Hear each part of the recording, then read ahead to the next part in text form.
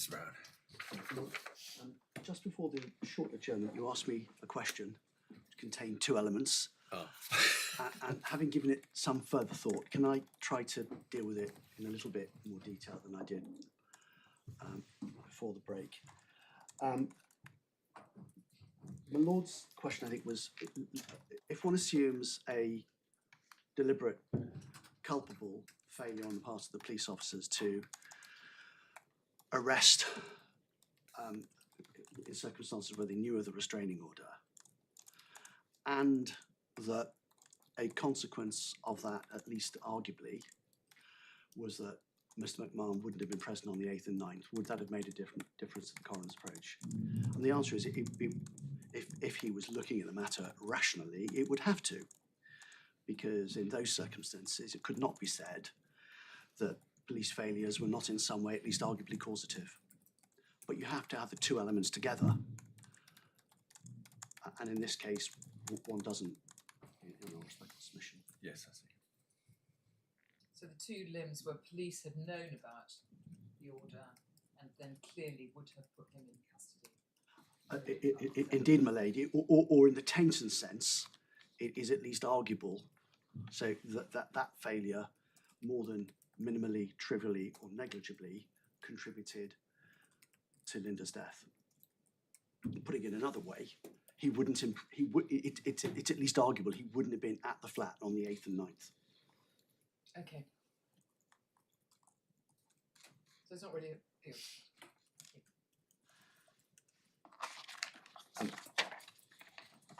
Going back, if I may, to the decision notice, please. Yes. So call bundle at 2:30.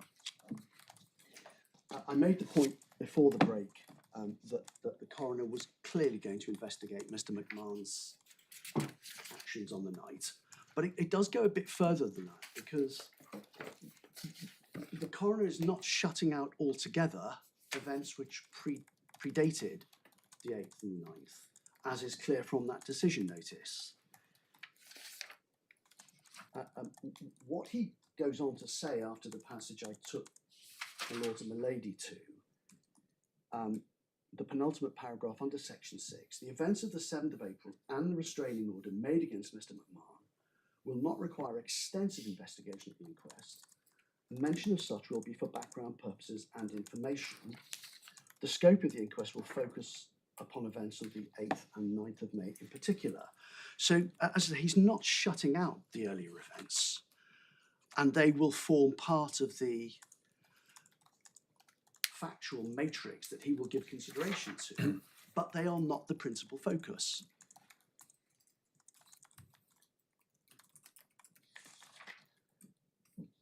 Whilst in this document, and just to complete what I want to say about it, if I may, is section 3 at page 230. So this is what was being sought by my learned friend on behalf of Linda's family.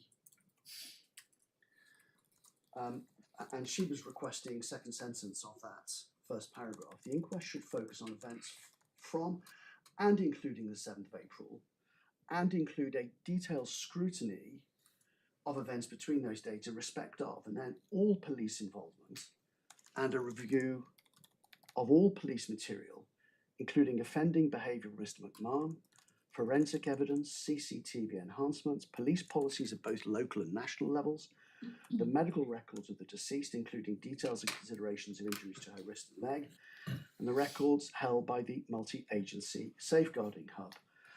Leaving aside the deceased's medical records, which clearly would be at least potentially relevant, that demonstrates the width of the inquiry that the family were seeking.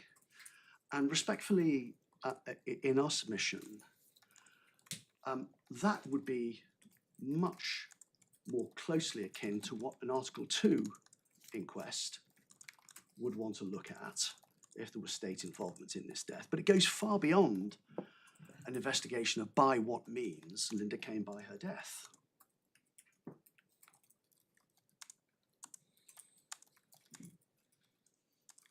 And to answer a question I think that was raised by my Lord Justice Edis, which is whether the coroner knew about the antecedents, he did not.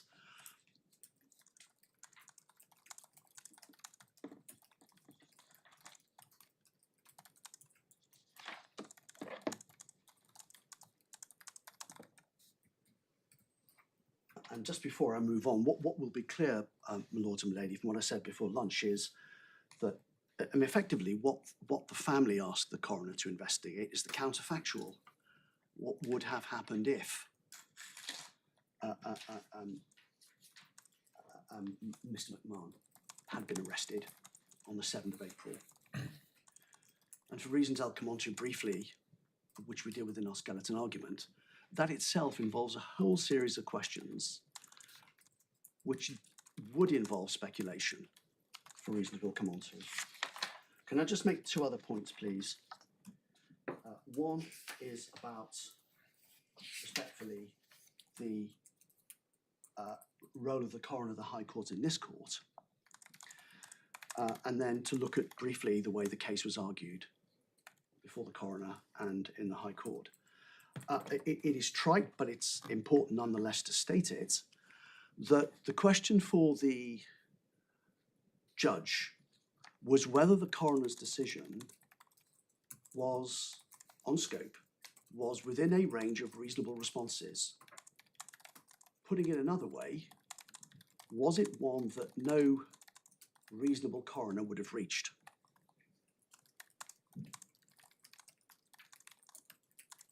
And to succeed on a judicial review challenge, it was necessary for the claimant to demonstrate a public law ground which vitiated the decision.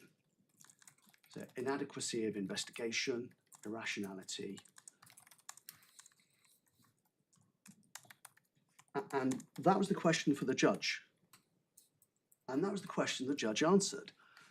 And he determined that the coroner's decision on scope was rational. It wasn't for him to ask himself whether the coroner reached a decision that he agreed with. Again, respectfully, I know that's well known to the court, but it's important. He was exercising a supervisory jurisdiction.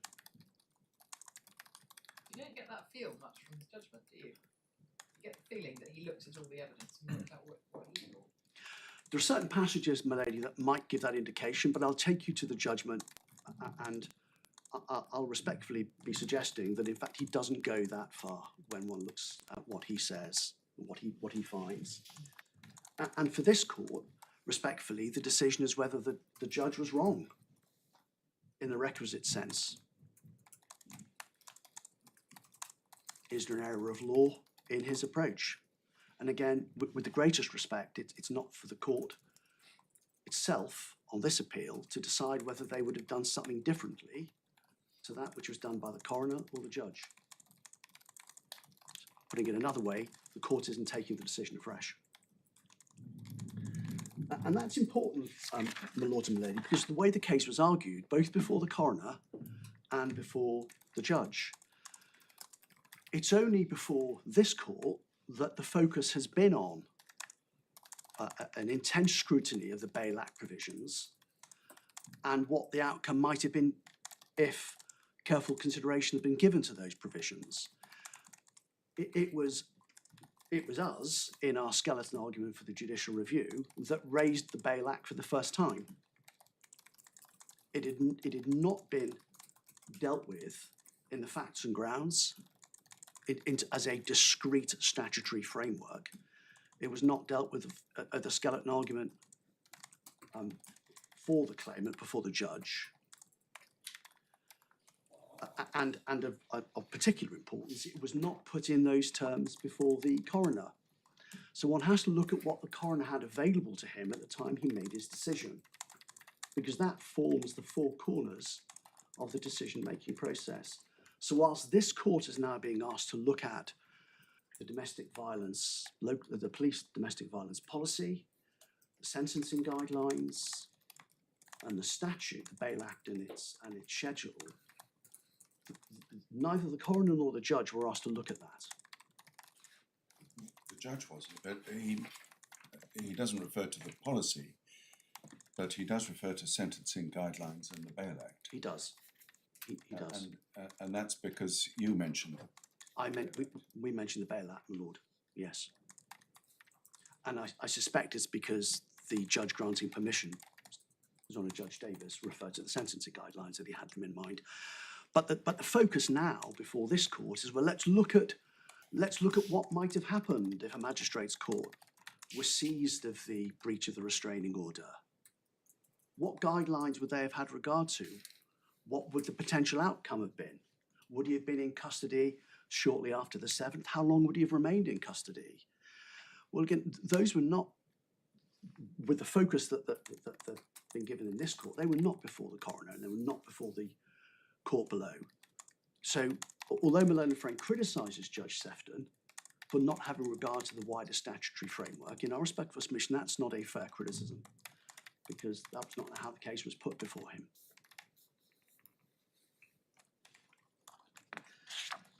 Can I? Sorry, I got confused before the judge, or I'd written down to myself, I might have mistyped it, but the focus seems now to be looking at what the counterfactual would have been. Those issues weren't before the coroner. Well, they were not before the coroner. Oh, the case before the coroner, as I've understood it, was coroner, you need some more evidence before you decide this. I mean, that may be a bit simplistic, but that seems to be. I think there are a number of features. It's undoubtedly the case that was one. Yeah. But the principal focus was there are here culpable failures by the police, which warrants investigation, or at least the underlying systems that allowed the failure to occur required evaluation. And that much is true, isn't it? The system should have equipped the 4 police officers with knowledge of the restraint order. And for whatever reason, it didn't. Yeah. Whether that's individual culpability anywhere is sort of by the by. Yeah. There was, in fact, a failure. Yeah, and that does seem to be the case. And in fact, again, I think Lord Justice Edis asked that question about what the police knew and what they did to interrogate the PNC. It's dealt with in 2 of the witness statements. Yes. In the supplementary bundle, it's dealt with by Rachel Judge, supplementary bundle page 4.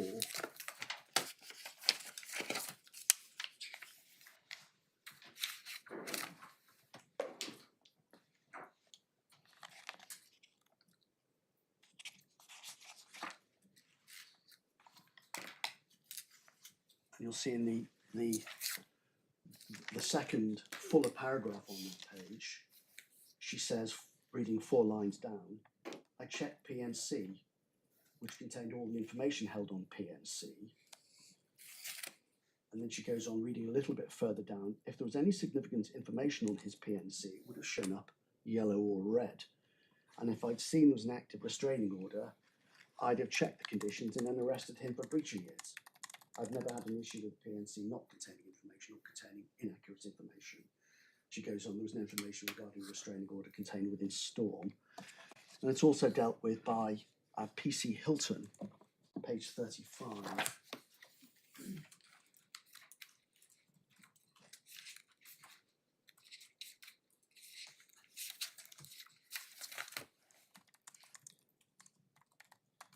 And the paragraph, for those looking at in paper, between the hole punches, there was nothing I saw.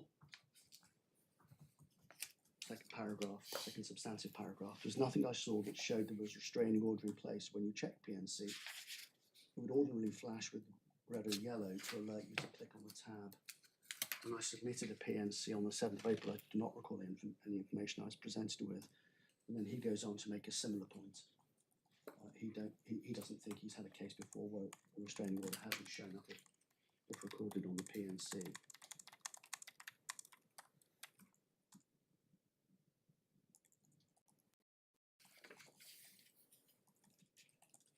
So that's the evidence that goes to that issue.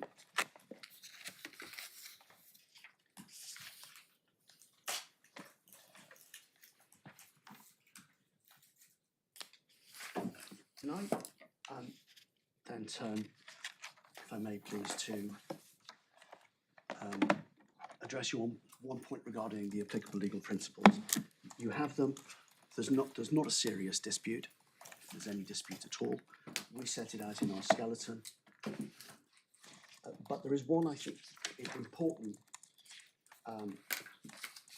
section in the coroner for the Birmingham inquest's case that I'd like to take you to, if I may, please. It's our skeleton argument, which is core bundle page 45.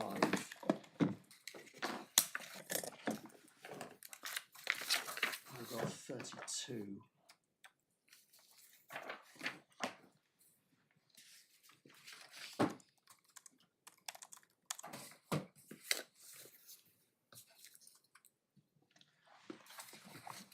And we make the point there that it's for the coroner to set the bounds, it's his inquiry.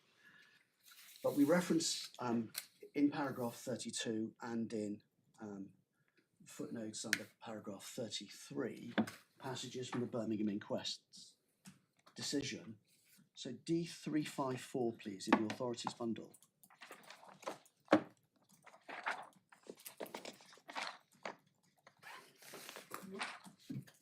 Sorry, which page did you give? Apologies, my lord. D354. 354.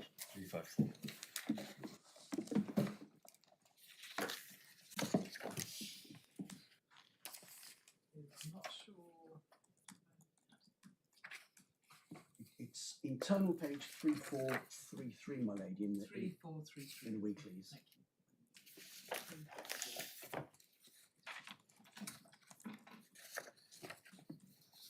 And in that passage, Sorry, I'm all over the shop in this. I'm so sorry, my So lady. just help with what I'm looking at. Have you got an index number for it?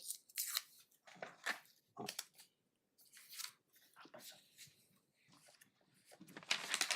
think I'm grateful to my own friend. Tab 12. 12, thank you, my lady. Hambleton. Humble, yes. Yeah, thank you very much. So it's paragraph 46 it is respectfully an extremely helpful summary of much of the case law. And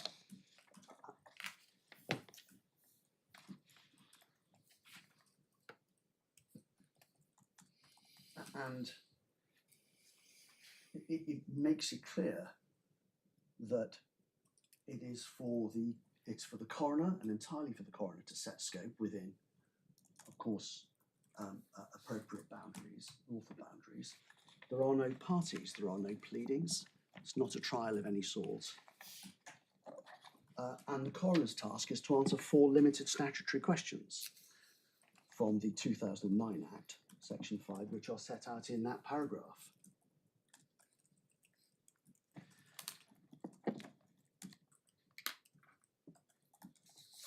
And then, please, paragraph 33 of our skeleton.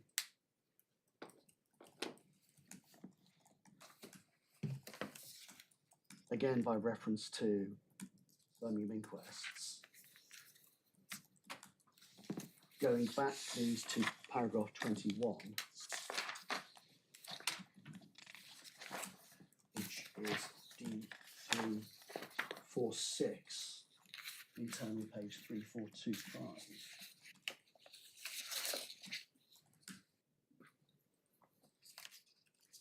The passage that my learned friend has referred to is quote from Jameson is quoted there. But the passage we would particularly draw your attention to, please, is a passage that appears at, sorry, forgive me, D346, but turning over to D347. So it's quoting from Delalio. The inquiry is almost bound to stretch wider than strictly required for the purpose of the verdict. How much wider is preeminently a matter for the coroner, whose rulings upon the question will only exceptionally be susceptible to judicial review. And that highlights the bar that must be overcome to succeed in a challenge such as this. And then paragraph 48 of the judgment, page D354, internal page 3433.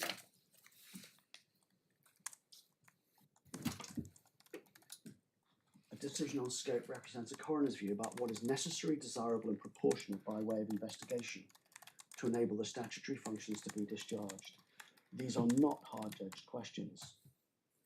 Decision on scope, just as a decision on which witnesses to call and the breadth of evidence that's used, is for the coroner. The court exercising supervisory jurisdiction can interfere with such a decision only if it is infected with a public law failing.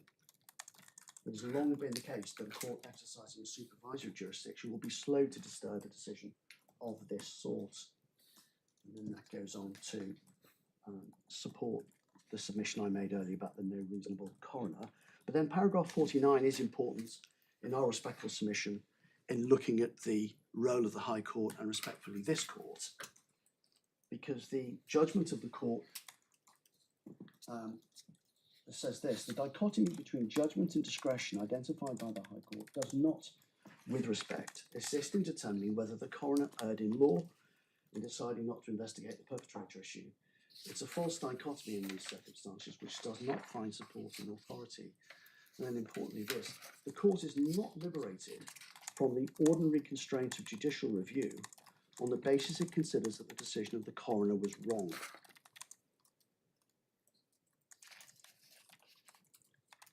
And then respectfully that we say supports the submission that we made earlier. I don't, subject to any assistance we can provide, I don't propose to take you to the remainder of our section dealing with the applicable legal principles. It's deliberately designed to be full and hopefully helpful. So we set out at paragraph 42 and following of our skeleton, which is core bundle 48.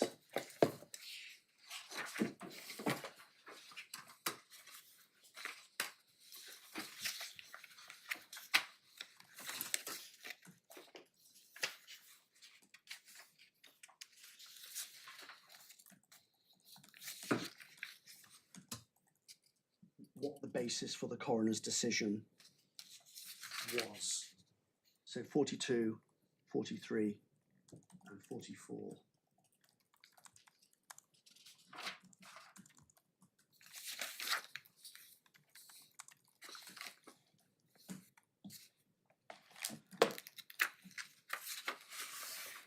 And so we respectfully submit that the decision notice evidences a careful consideration of the applicable legal principles.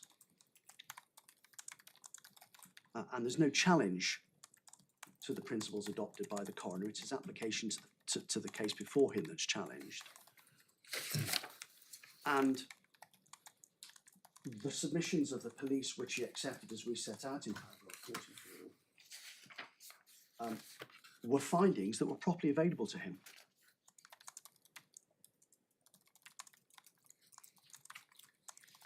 Given the way the case was advanced at that time.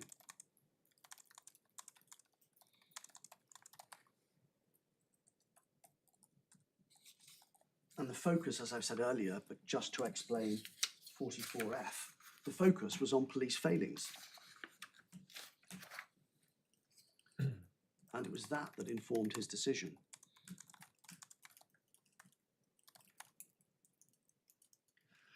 And in our respectful submission, his decision on scope was entirely conventional.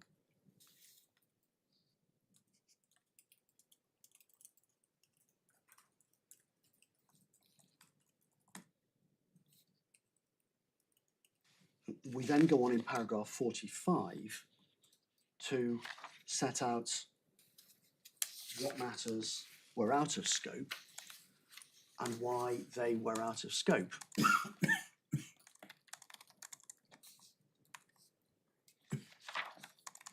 And at the heart of paragraph 45 is the focus on what the coroner considered and the judge also considered to have been a speculative exercise.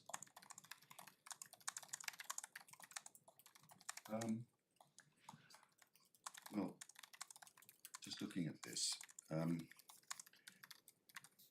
brought before the Crown Court, it would have been dealt with, wouldn't it, by the magistrates almost immediately, as they had done the previous August. Well, my lord, likely, but one that cannot be known for sure. But even if that is right, even if he would have been brought before the magistrates on the 10th, or the 9th, or the 10th He of May. would, and it's an either way offence, so he would have been asked at a plea before hearing what his plea was going to be, and since he'd been caught by 4 police officers in flagrante delicte, he would have been quite likely to have indicated a guilty plea because he knows the system and he'd want his third off. Well, that's possible, but my lord knows better than I do that sometimes people caught red-handed Yes, don't always plead guilty. exactly. In which case, a trial date would be fixed, or maybe the court would decline jurisdiction and send it to the Crown Court. More likely, probably the former. Then they'd have to decide whether to remand him in custody or on bail, Indeed. which would not probably have been a particularly difficult question for them in this case. Well, what one doesn't know. Certainly, the sentencing guidelines would appear to suggest that a custodial sentence was the likely outcome, but one doesn't know. Why not? Well, because one doesn't know how the arguments would have been advanced. One doesn't know what the mitigation would have been. One doesn't know, for example, whether he would have argued for a pre-sentence report. Well, I think if you're going to consider imprisonment, you need a pre-sentence report, and all of those are Not factors. necessarily. No, but it would be the norm if imprisonment was going to be seriously considered, that the court would want a pre-sentence It's report. legally required if he hasn't been sent to prison before. Yeah. But he has. But a court may still have wanted it, my lord. But Yes. I'm not suggesting. Forgive me. I'm not suggesting for a second that my lord's observations are not well made. But when one explores them, it just demonstrates that there is no simple, clear-cut answer to what would have been the outcome as to when would he have. Isn't that very often when you have causation issues? I mean, isn't that the whole question? Sometimes you do have to look at the counterfactual and see, and it isn't. You don't know for sure what would happen because in fact, it didn't happen. Well, So that, that's what likelihood, or isn't that what the balance of probability test is all about? well, in the context of a Jameson inquest, and that's the context, the question is whether these are issues that the coroner was required to consider to lawfully answer the statutory questions under Section 5. That's the issue. And again, it's for him to determine that. And if he was satisfied that the focus of his inquiry and answering the statutory questions could be achieved properly by questioning McMahon, having heard from Dr. Rogers, then that was an appropriate and permissible approach in our respectful submission for him to take. Can I just suggest the conflation of two things? Because it may be, I don't know, it may be that it was open to a coroner, to this coroner, to say this is a very difficult case and I can see that there are lots of elements and angles that are going to turn this into a mini public inquiry. And so in my discretion, I think I should just focus on what happened on the 7th and the 8th. But this coroner didn't quite do that. He said, and it's right here, you've got it on your skeleton, I can see it again, that it wasn't even arguable. It wasn't arguable that the failures of that there were failures in April that had contributed in a material way to what happened in May. And so he ran those two things together. And I suppose the question is, was his, was this a decision about scope, or was it about causation? And was the causation decision right, that it wasn't even arguable that there was a causal event? In looking at scope at the stage at which he looked at it, he had to consider causation. Because otherwise he couldn't properly determine scope, it would be open-ended. So he had to deal with causation, and he's directed himself properly about what that context. He then had to apply that to the factual matrix as best it could be understood as at the date of the decision notice. And he had to do that in the context of what the family were asking him to do. I accept that. But at that stage, what did he know? Well, he knew that the police officers did not know about the restraining order because it wasn't on the PNC. He knew that the 4 officers had said that had they known of it, they would have arrested Mr. McMahon. Does Mr. Brown You say it wasn't on the PNC, Well, it wasn't. we don't actually know whether it don't. was or not. Forgive me, my lord is right. It apparently it wasn't there to be seen. If it So was, it's if it was there. said, they did, the police say they didn't see it. Yeah. We don't actually know what the PNC in fact showed. My lord is right, but they say they saw nothing to alert them to the restraining order. Exactly. Had they known of it, they would have arrested him. But it's at that stage that one has to build question upon question upon question, and only if the answer to all of the preceding questions is yes, do you get to a stage where he would have been in custody on the 8th and the 9th of May.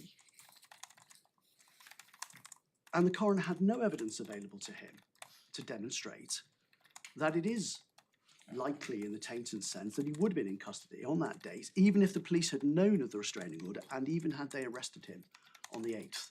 Sorry, on the 7th of April, forgive me. And I suppose looking at what the coroner says in the decision notice, there might be said to be two questions here. He says, in my opinion, on the evidence before the court, there's no coronial causation. So one question is, was the evidence such as to allow him to conclude that there was no coronial causation? And the other is, was he entitled to conclude that he should reach that decision without further evidence? They are separate questions, my lord. He's indicated that he will keep his decision on scope under review, as all coroners acting reasonably do. But he had to reach a decision on scope. This was the second PIRH. He was deciding upon issues of disclosure. He was deciding upon which witnesses to be called, which witnesses were going to be read. And coroners customarily will make decisions on scope at an early stage, but will keep them under review as disclosure, the disclosure process is undertaken. And in the light of any additional evidence that may bear on his decision. But we respectfully submit that this was not a premature decision because it had to inform his thinking on the issues and the witnesses. The criticism made by my learned friend is, well, you should have waited until you'd looked at the disclosure we are asking you to look at, as set out in the family's submissions. But the answer to that then goes back to the question: what did he need reasonably to answer the four statutory questions? Given he's already decided he's going to hear from two key witnesses, coroner and Mr. McMahon. And he decided that he did not need to look at the material the family were asking him to look at, because the evidence he had, at least at that stage, was sufficient to inform his decision. And if that's a decision that was properly open to him, and we submit it respectfully it was, then it would have been wrong for the High Court to have set that decision aside.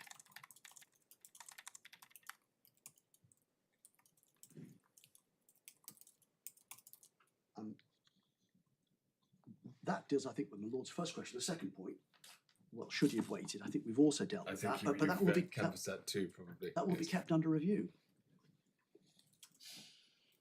So I don't propose to say anything more about his decision.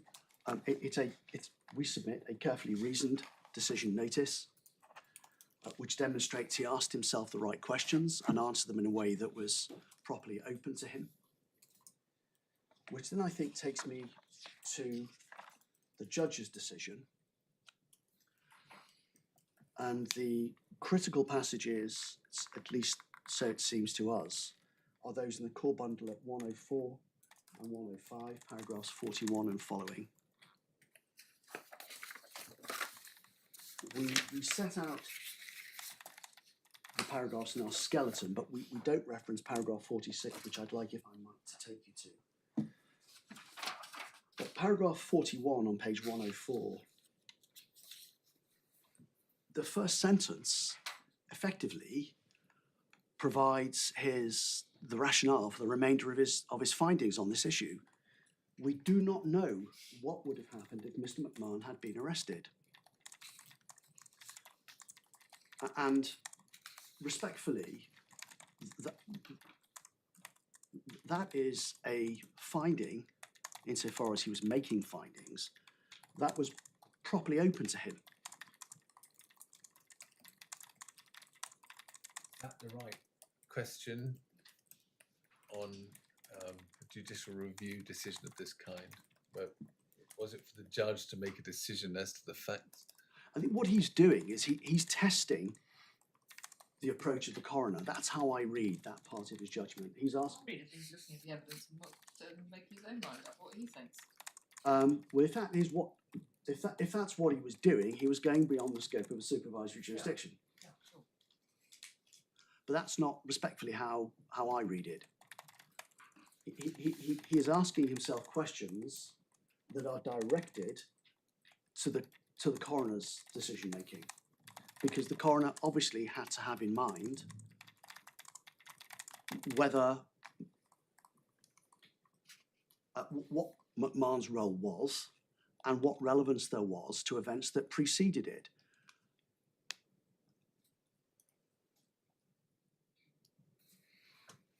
And then that also informs the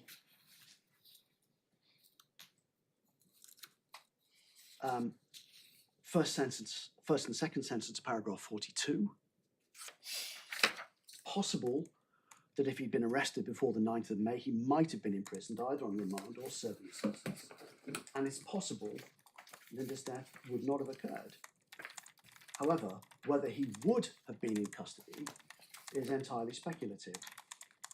And he goes on, I don't believe it's possible to obtain reliable evidence that would enable the coroner or the jury to be satisfied on the balance of probabilities that he would have been in custody on the 9th of May had he been arrested earlier.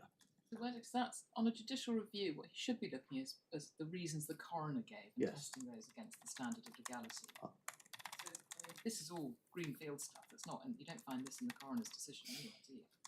What's that last sentence? How do you understand that he was expressing his own belief, I do not believe, that it's possible to obtain reliable evidence that enable the coroner to determine on balance of probabilities. Is that something that you get out of the coroner's decision? I think what he's looking at there is the question of whether expert evidence was reasonably required. And I get that, my lady, because of what follows in the sentence immediately afterwards.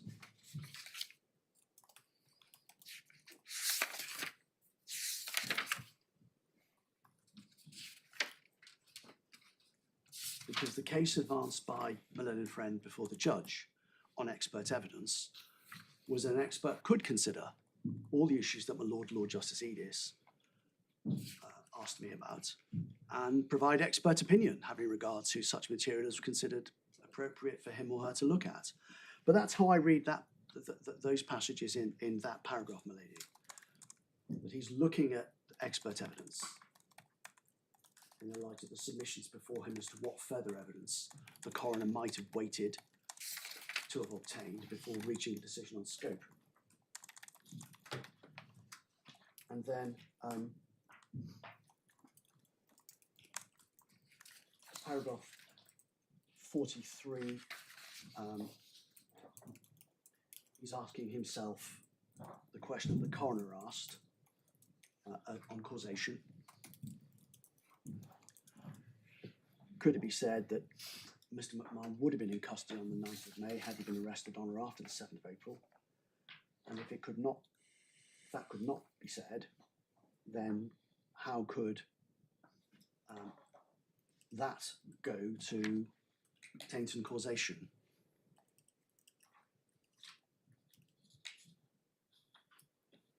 But then in paragraph 44, he again touches specifically on that issue by referencing what was said by the presidents in Tainton. It's not enough to show that a particular event or particular conduct deprived the deceased of an increased chance of life.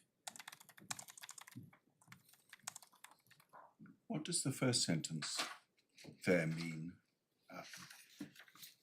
What is he accepting?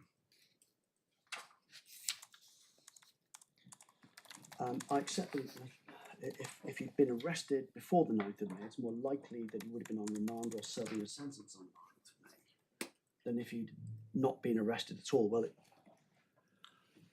Is he just accepting there's something which he's just described as purely speculative? well, being frank, I'm not sure what that sentence adds to the overall thinking. Yeah. One might also say that it would be self-evident. Yes. But in any event, he then goes on to reference the relevant passage in Tainton, and paragraph 46 again references back to the coroner's decision on scope, having regard to the alleged failures of the police.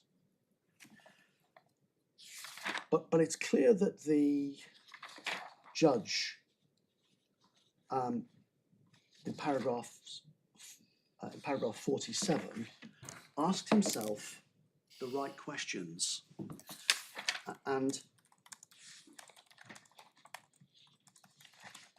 he clearly knew that the question that he, the judge, had to answer was whether the decision was one that was rational.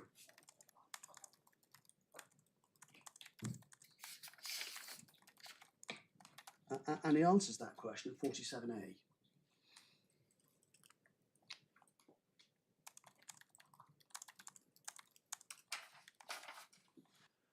And so in our respectful submission, my lords and my lady, the judge's decision was one that was open to him and could not be characterised for the purpose of an appeal as being wrong.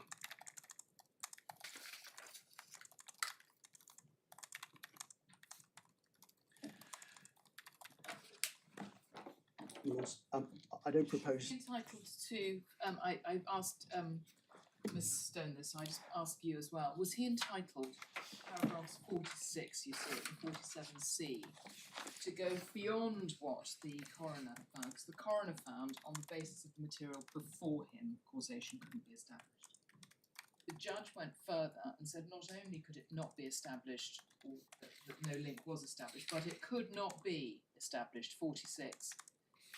He did not believe that it would be possible to obtain reliable evidence to establish that link.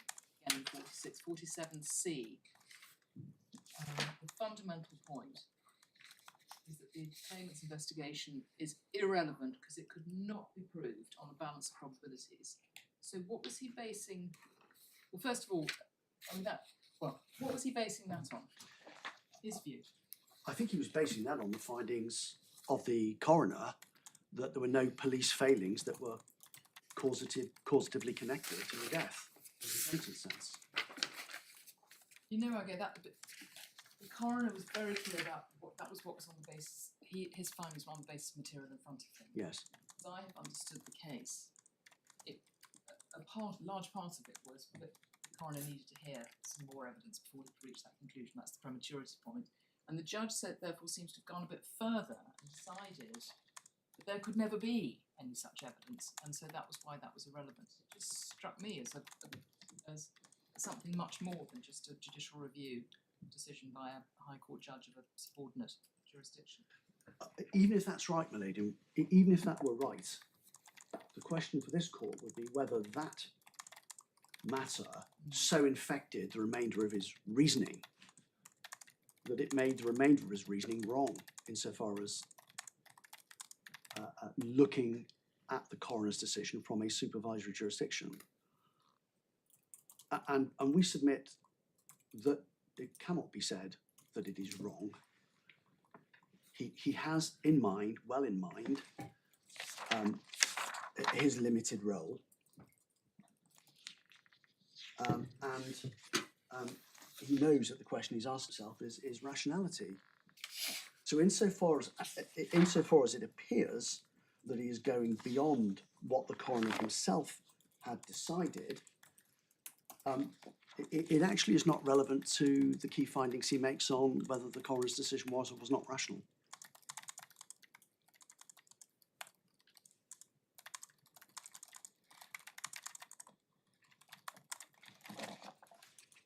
Lady, I'm conscious that I've taken up more than 45 minutes of my time. I don't want to trespass any further on the time. As I said earlier, my lords and my lady, we've set out in our skeleton arguments in some detail why we submit that this appeal should fail. I know you've read the skeleton. I know you will respectfully reread it before you reach your decision. So unless there's anything you think I can particularly assist with further, Only to remind you of the request for the letter that the judge refers to in paragraph 27. we've gone one stage further, if that's all right. We have taken the liberty of sending to your clerk the JR bundle, Oh, thank you. rather than taking bits out piecemeal. Thank you. We hope that's okay. Thank you very much. Ah, yes, I see it. Right. Thank you. Thank you very much, Mr. Brown. Let's go.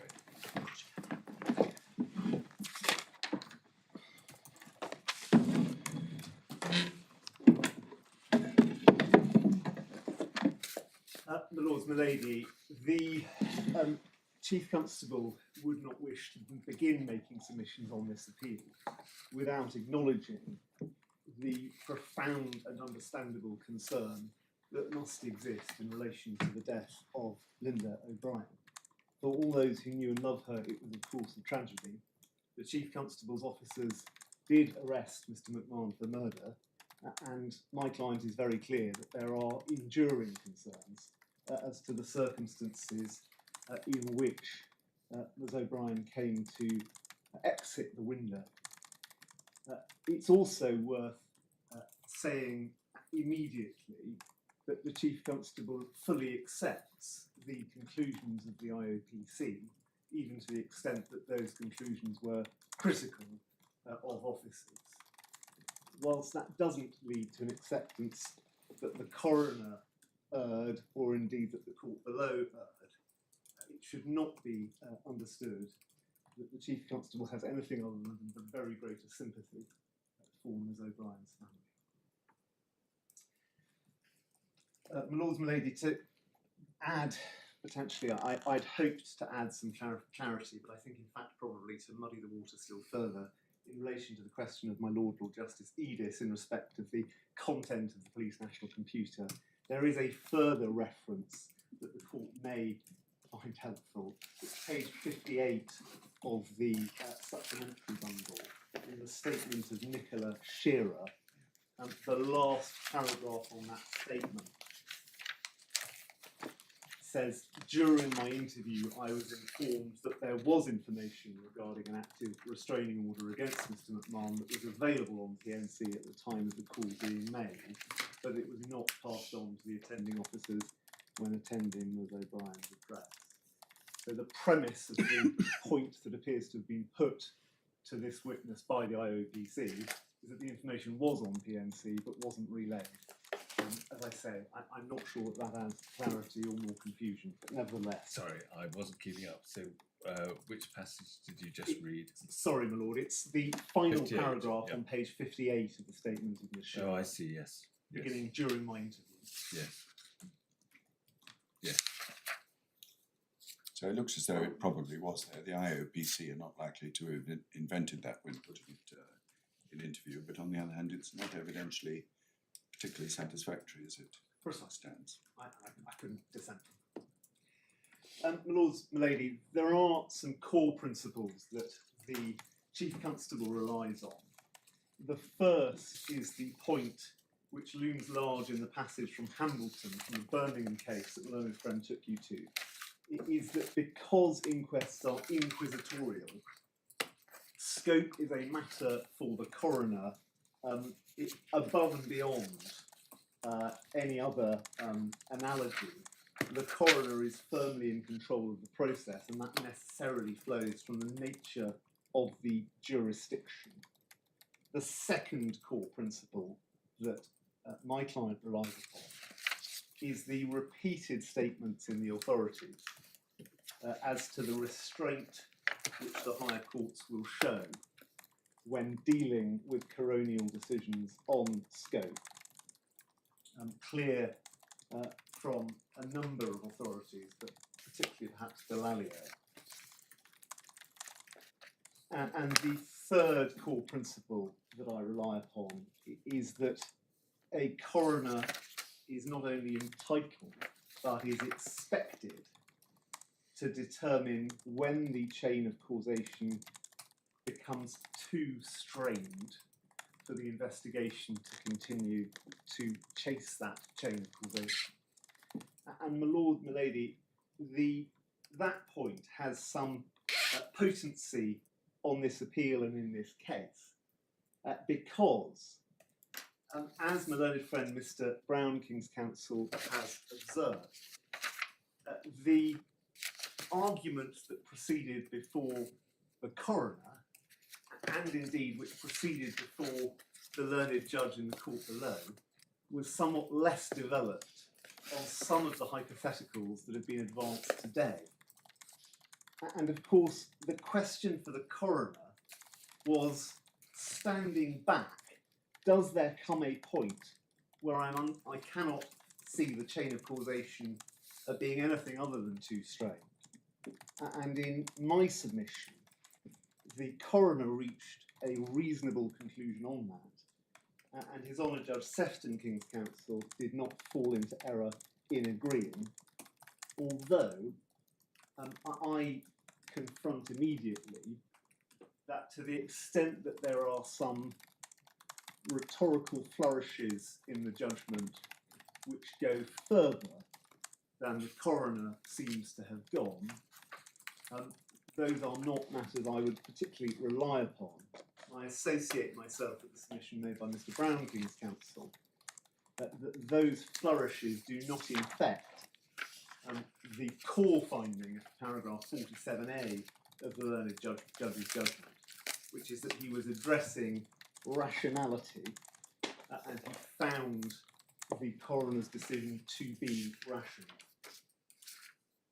Some of his reasoning goes about tracing the rationality of the decision by, in effect, asking himself the question, what were the likely or possible outcomes based on the material available? But in my respectful submission, he comes to an answer which is soundly based on proper legal principles.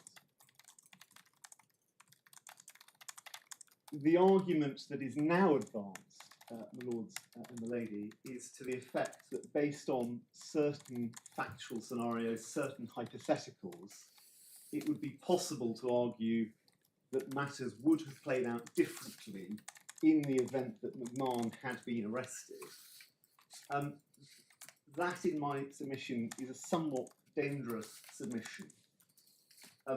Firstly, because, of course, notwithstanding anything in the judgment, the question for His Honour Judge Sefton was not, did he agree with the coroner? And secondly, in essence, this looks at the question from the wrong end of the telescope, and rather than focusing on the question that the coroner was actually addressing, it proceeds on the basis of certain assumed facts and tries to reason, in effect, backwards from those facts to look at the possible conclusions that might flow. And in that respect, I'm not going to take the court through all of the points because, first of all, I'm conscious of the time, and second of all, you have now received the JR bundle. But the point is that there were initial submissions from the police, I think, signed by my instructing solicitor in the 6th of June 2002, which was followed by an initial decision on scope in June 2022. There were then submissions from the family by my learned friend the Stone on the 18th of January 2023. And it is correct that the essence of those submissions was firstly a call for more evidence and secondly emphasising asserted failures by the police and seeking to rely on those very much in the compass of Article 2 and whether or not that led to scope being widened. There were then further submissions by the Chief Constable. I'm not seeking to avoid the blame, but they weren't mine. They were colleagues of mine who've subsequently been elevated. And they identified what was suggested to be the speculation that was taking place. There were then further submissions in writing from the family, and up until this point, the phrase bail, or the word bail, and the phrase sentencing guideline hadn't crept into this case at all. I think the learned friend Mr. Brown is right that the first reference to bail arose in the course of his client's submissions, and in fact the first reference to the sentencing guidelines came in the Chief Constable's summary grounds, in brackets, which I also didn't draft. And it was then, I suspect on the basis of the inclusion of those details from the Sentencing Guideline Council, that His Honour Judge Davis made reference to those in his permission decision, which then gave a slightly different complexion to the judicial review. The point is, however, that there has been a significant movement in emphasis, and that, in my submission, does lead to a situation where care is required before concluding that the judge was wrong, suggesting that the judge was wrong in upholding the coroner's decision. But Lords, my lady, to move on to a point of law, in my submission, the judgment of the court in Tainton is central to understanding this case and the points that arise in this appeal. Cited, of course, at paragraph 10 of my skeleton, but also in the bundle of authorities. And it's paragraph 41. Tainton is divider 9 in the authorities, D295 onwards.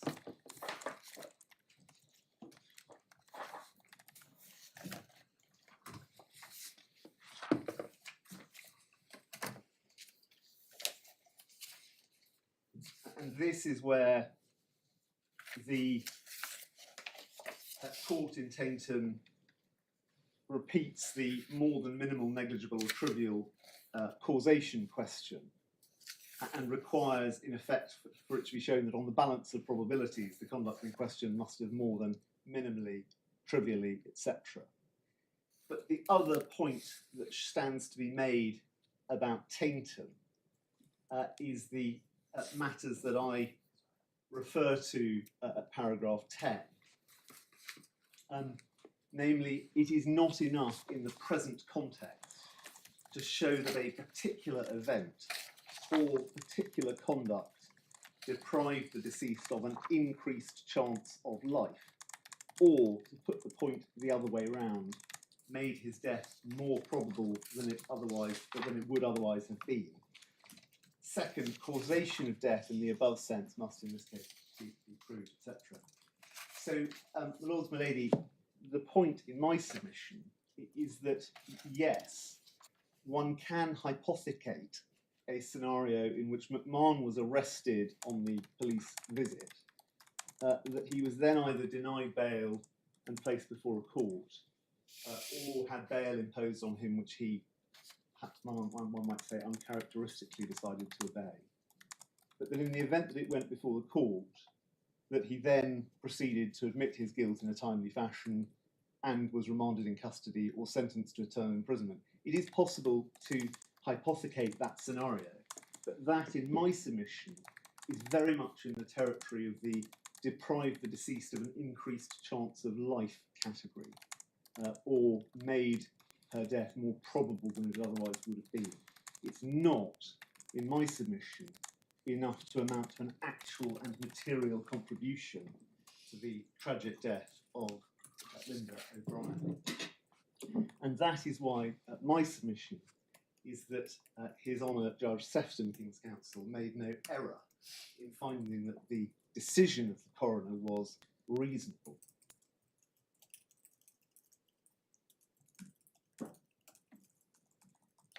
My lords, my ladies, to take that point a little further, this, in essence, the reasoning in Tainton builds on the threshold provided by Delalio. Just before we leave Tainton, can you point me to the proposition was that it wasn't enough to show the particular event deprived the deceased of an increased chance of life or made it more probable? And I haven't got that flagged in my copy, so could you just take me to wherever that is set out? It's paragraph 62. 62, thank you. I must admit, I'm not entirely sure I know what that means.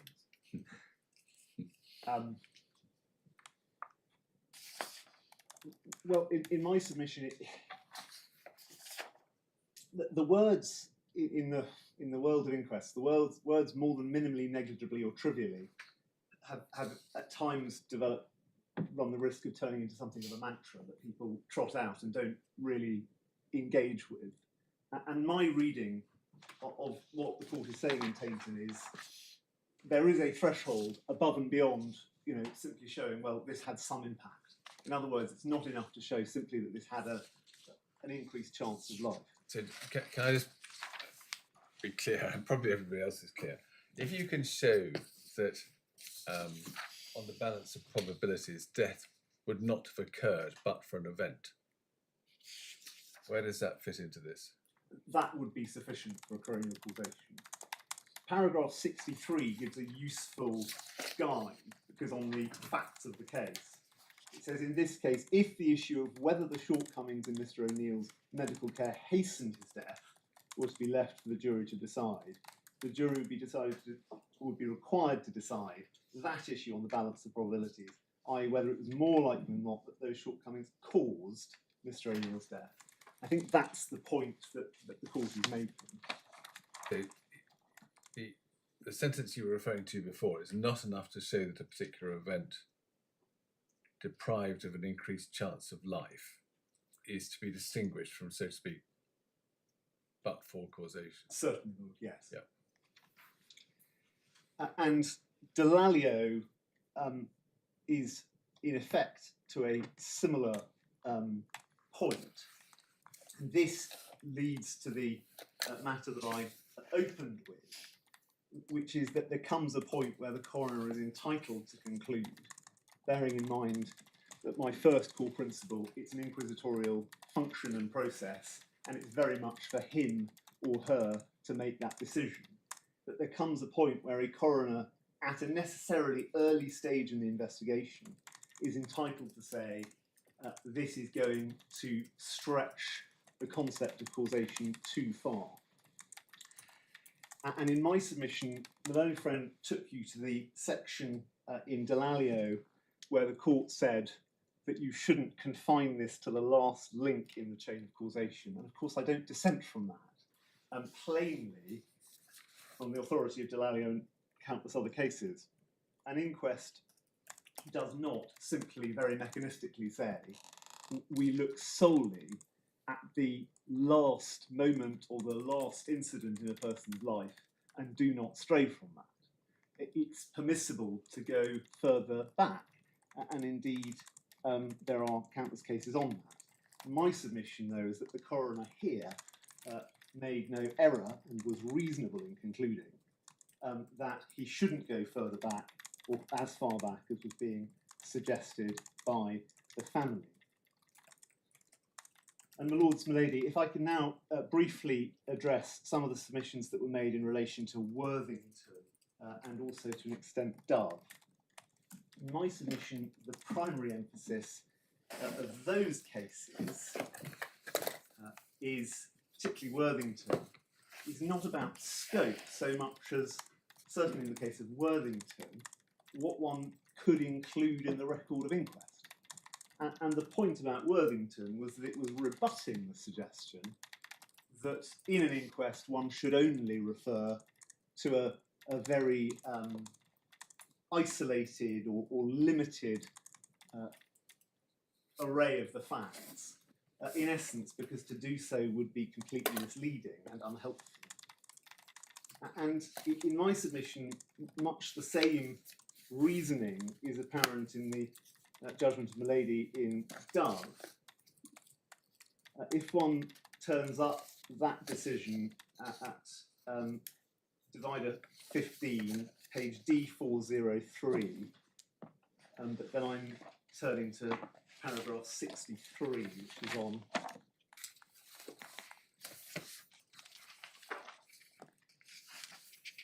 page D417.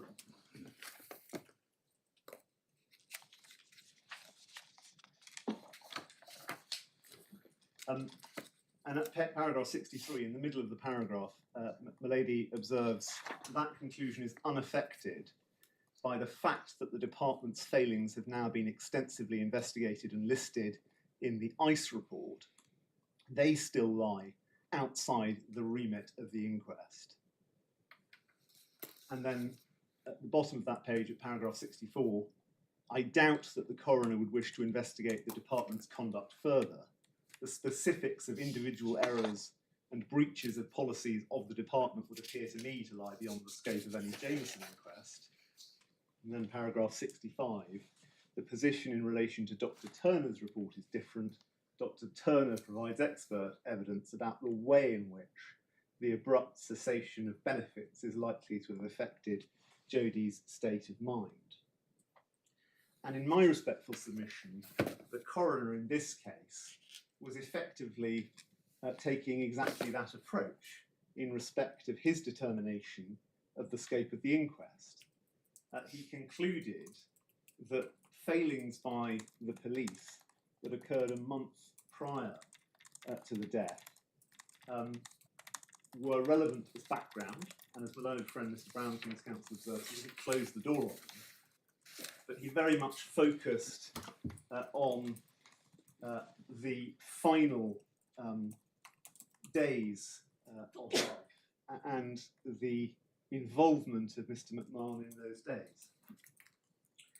So insofar as the authorities deprecate the practice of very terse reasoning or very terse conclusions which artificially ignore relevant matters, they are certainly not disputed by those who instruct me. And nobody in this inquest is suggesting that when it is heard, the coroner should artificially ignore the history of Mr. McMahon and Ms. O'Brien. But that doesn't, in my submission, provide a justification to increase the scope of the inquest based on hypotheticals in the absence of clarity as to what would have in fact occurred. And that brings me onto my next submission, which concerns why an expert report would not be helpful here. But also, lady, the difficulty with instructing an expert is we know that Mr. McMahon was in breach of a restraining order, and we know he could and should have been arrested for that. But thereafter, we enter a series of multifaceted options as to what might or might not have happened. And whilst one can say, well, as my Lord Justice Edis did, this wouldn't have troubled the magistrates very much, etc. There are significant imponderables about the nature of the advice he would have received, whether he would have accepted it, whether he would have been motivated by the 1/3 discount, whether he in fact would have taken an entirely different view, whether the court would or would not have considered bail or remand in custody appropriate, what arguments would or wouldn't have been made on his behalf. Well, I suppose, Mr. Cohen, since he's going to be a witness at the inquest, we could ask him. Well, yes, What would he have done? indeed. In which case it wouldn't be theoretical at all. Indeed, my lord, that's true. Of course, the difficulty we're going to have, realistically, with Mr. McMahon's attendance at the inquest is that one presumes he will have to be formally summoned and he will have to be warned as to the privilege he enjoys against self-incrimination, and one suspects that he may have availed himself of that privilege. But again, in a sense, this is the danger of speculation to which my wider submissions are averting, which is that it's possible for counsel and the judiciary to consider what may or may not have happened, or would happen indeed, but all of us will be aware of occasions where our clients confound us. And the danger of inviting a conclusion at an inquest based on hypotheticals and expert evidence is that it will become, in my submission, enormously unwieldy, with an expert essentially being asked, from the moment when he wasn't arrested, please chart every possible situation that may have arisen. And in real terms, that is unlikely to be an exercise that is helpful in answering the core questions that arise in an inquest following Section 5 of the Act, not least in circumstances where this is a Jameson inquest. And whilst I of course accept the authorities refer to the fact that a Jameson inquest does not need to be that narrow, and I'm certainly not making a submission that we should return to understanding Jameson as hard clamping down what a coroner can and cannot consider, there are nevertheless limits. And of course, in a Jameson inquest, the question is, how did the deceased come by her death? Not how and in what circumstances did she come by her death. And in fact, the words of the record of inquest specifically say that the question that the coroner is being asked, or the jury are being asked, is how did the deceased come by her death, other than in cases where it has to be interpreted more widely because of the Human Rights Act. So there are limits, and in my submission, we might run up against those limits in the event that consideration was to be given to some of the counterfactuals, particularly using expert evidence. Ultimately, the practical point is that coroners are urged to direct juries to undertake a three-stage process. It's now included in the guidance to coroners on the bench. It's also referred to in Milady's judgment in Dove at paragraph 12. That three-stage process requires a coroner or a jury to first make findings of fact, to then distill how the deceased came by her death from those findings of fact, and third, to reach a conclusion. Here, where there are, as I have already put it, imponderables in many ways as to the first, as to what the facts would have been, that process is in real danger, I would submit, of being distorted. And the coroner was correct, therefore, to exercise his discretion to limit the scope away from the exercise, or from the issues that arose on the first police visit. And nothing that the judge heard altered that, and there was no error in concluding that it was a rational decision. My Lord, a final sweep-up point. Maloney from Stone took you to Jameson and the reference to foul play. Yes, Lord Bingham does refer to the need to address foul play, and here the learned coroner will, because he has put Mr. McMahon's behaviour on the night in question front and centre of the inquest. He intends to summon him to give evidence, and he's an interested person. The reference to foul play in Jameson is, in my submission, to that scenario, and does not give licence to a coroner to open the scope wider to consider other ancillary foul play that occurred a month, in this case, in advance. If I just briefly turn them back. Rules Maloney, unless I can give any further assistance. There's just one question I'd like to ask you, Mr. Cohen, which is about the antecedents of Mr. McMahon. Ms. Stone has mentioned on several occasions that the coroner didn't have those, and neither did the judge, and neither do we. I think your client does. How has this come about? Well, I don't know, is the short answer. It's a question I foresaw, and I'm afraid I haven't been able to find an answer. No. So I don't know.